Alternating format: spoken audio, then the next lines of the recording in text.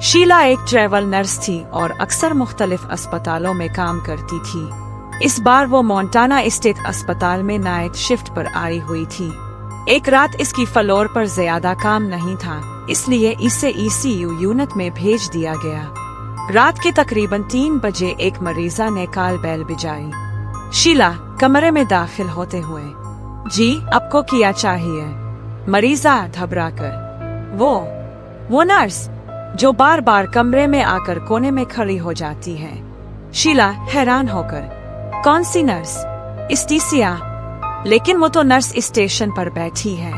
मरीजा, नहीं, दूसरी वाली। शीला पर सुकून लहजे में, यहाँ और कोई नर्स नहीं है। अगर वो फिर नजर आए तो बेल बजा देना, मैं फौरन आ जाऊंगी। दरूनी म्यूजिक बढ़ता है। शीला ने बाकी नर्सों को बताया तो सब ने कहा मरीजा शायद ख्वाब देख रही है। लेकिन रात गुजरने के कुछ देर बाद शीला मरीजा से, देखो यहाँ कोई नहीं है, शायद अपने वहम देखा हो।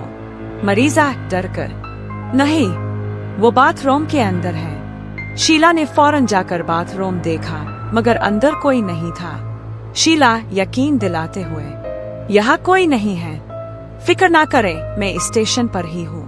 अगर कुछ भी हुआ तो फौरन आवाज देना। Suspense music.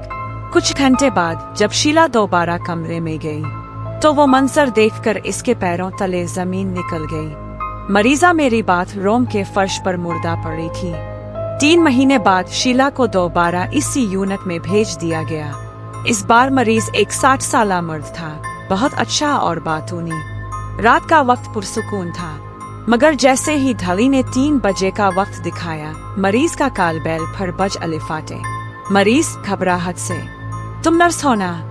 तो ये औरत बार बार कमरे में आकर कोने में क्यों खड़ी रहती है? वो क्या चाहती है? शीला का दिल जोर जोर से धड़कने लगा।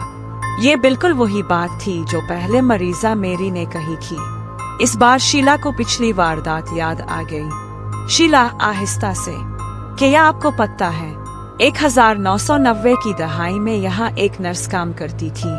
वो बहुत ज्यादा दबाव और थकन का शिकार थी। एक रात वो इसी अस्पताल के बाथरूम में मुर्दा पाई गई थी। मरीज कांपते हुए, क्या तुम कहना चाहती हो कि ये इसकी रूह है? शीला, कई मरीजों ने दावा किया है कि उन्होंने इस नर्स को अस्पताल में भटकते हुए देखा है। शायद वो अपनी ड्यूटी अब तक नहीं छोड़ पाई। डरूनी म्यूजिक बुलंद होता है, फिर अचानक खामोशी। ये थी कहानी खौफनाक नर्स की। अगर आपको कहानी पसंद आई तो लाइक और सब्सक्राइब करना ना भूलें।